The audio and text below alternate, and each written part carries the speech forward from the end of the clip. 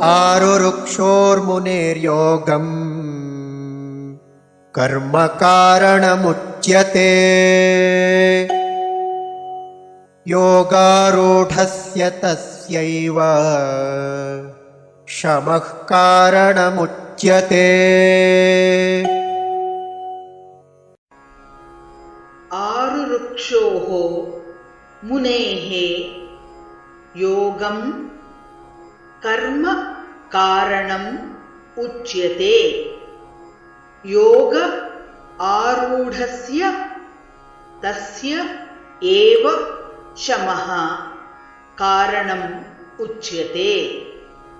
श्रीभगवानुवाच श्रीभगवानुवाच आरुरुक्षोर्मुनेर्योगम् कर्म कारणमुच्यते।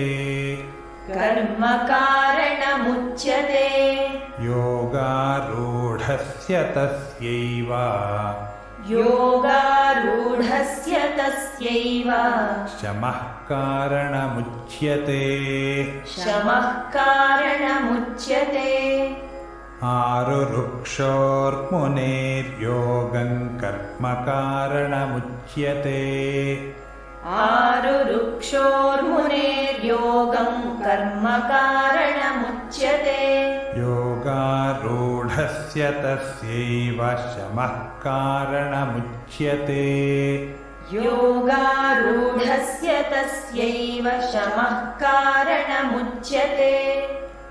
आरुरुक्षोर्मुनेर्योगं कर्म कारणमुच्यते।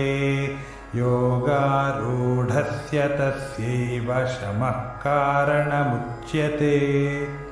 आरुरुक्षोर्मुनेर्योगं कर्म कारणमुच्यते।